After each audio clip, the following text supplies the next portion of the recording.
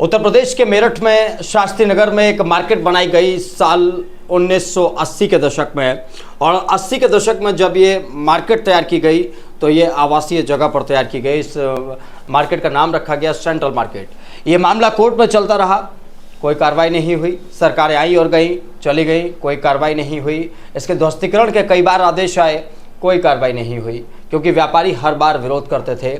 लेकिन इस बार जब सुप्रीम कोर्ट का फैसला आया दोस्तों, तो कोई नहीं रोक पाया बुलडोजर को, कोई नहीं रोक पाया शासन और प्रशासन को। क्योंकि आप देख रहे हैं उत्तर प्रदेश के योगी राज में बुलडोजर जहां जाएगा वहां तबाही लेकर पहुंचेगा।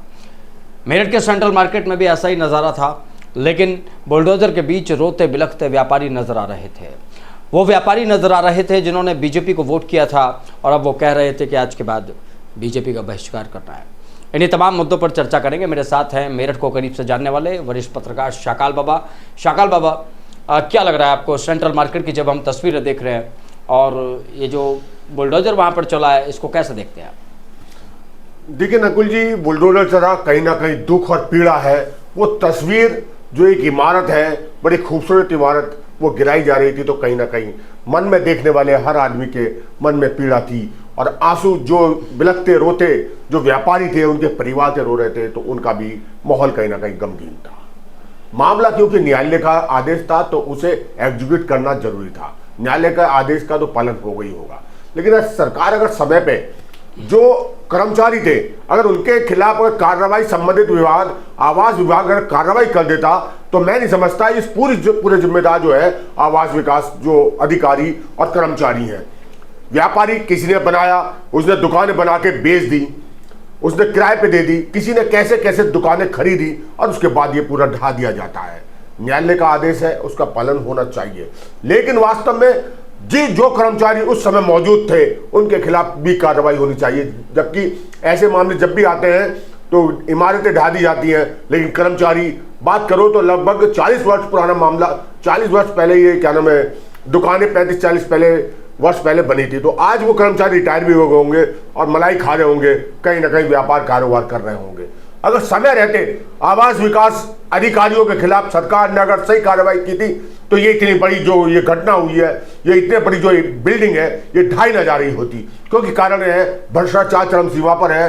पैसे लेकर इमारतें बनाई जाती हैं, पैसे लेकर कॉलोनियां काट दी जाती हैं। फंस जाता है एक आम आदमी, आम व्यापारी, आम किसान। कोई मकान लेता है, उसे पता नहीं होता वैध है अवैध है। कोई बिल्डिंग ले रहा है, उसे पता नहीं होता। 90% लोगों को ये नहीं पता होता वो जिस बिल्डिंग को खरीद रहे हैं तो वो अवैध है या अवैध है। ये रियलिटी है, वास्तविकता है। बाबा, जब ये सेंट्रल मार्केट वाला प्रकरण हम देख रहे हैं, तो अब हमारे सामने कुछ और चीज़ें अभी आ रही हैं।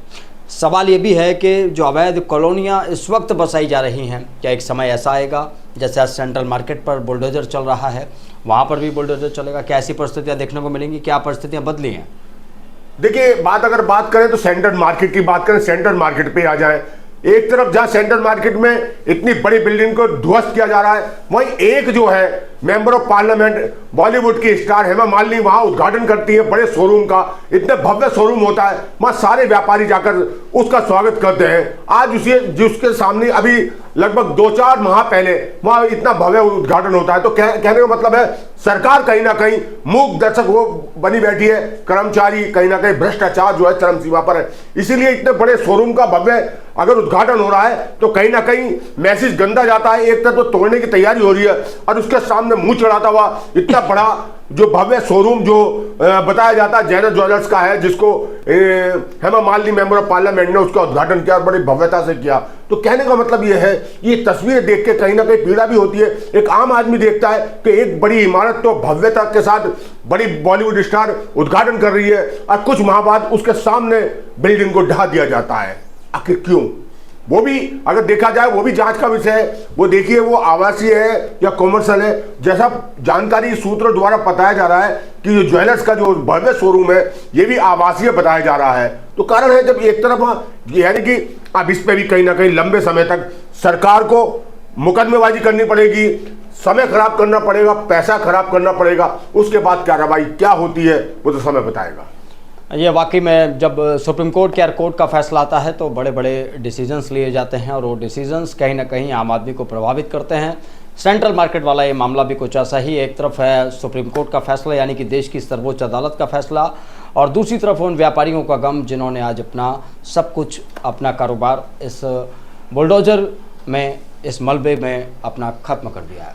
देखिए, अगर बात करें तो अगर ये पूरा जो है न्यायालय का आदेश था उसे एग्जीक्यूट किया जाना जरूरी है, लेकिन सरकार अगर समय रहते ऐसे मुद्दों पर अगर संज्ञान ले तो उन्हें कंपाउंड भी किया जा सकता था, लेकिन समय रहते जब सुप्रीम कोर्ट का आदेश आ गया है, माननीय न्यायालय का आदेश आता है तो उसके बीच में तो कहीं उसका तो पालन करा जाएगा। लेकिन जिस प्रकार से 30-40 वर्ष से पब्लिक जो है, आम जनता जो है इसकी मांग कर रही थी, अगर सरकार समय रहते इसे कंपाउंडिंग कर देती, इस बिल्डिंग को मतलब शुल्क लेके, तो मैं समझता हूं व्यापारी बच जाते, सरकार को मद में पैसा भी मिल जाता। कहीं ना कहीं अगर बात करो देश की आर्थिक स्थिति भी टूटती है, ऐसी इमारतें अगर टूटती हैं जहां व्यापार हो रहा है, कारोबार हो रहा है, उसकी जीडीपी भी बढ़ती है, व्यापार से सरकार को भी पैसा जाता है, व्यापारी संपन्न होते हैं तो वो संसाधन और भी खरीदते हैं और बेचते हैं। तो कहने का मतलब है सरकार को कहीं ना कहीं नुकसान होता है, देश को भी नुकसान होता है। ऐसी समय रहते या तो बनाई ना जाए, अगर ऐसी इमारतें बन गई हैं तो सरकार को ऐसी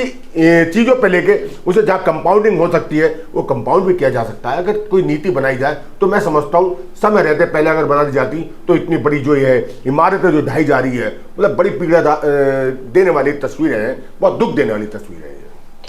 फिलहाल हमारे साथ इतना ही, लेकिन इस कार्रवाई पर आप क्या सोचते हैं और ये जो दर्द आपने देखा है यहाँ पर, उस पर आपकी क्या राय है? हमें कमेंट बॉक्स में अपनी प्रतिक्रिया दे सकते हैं। नमस्कार।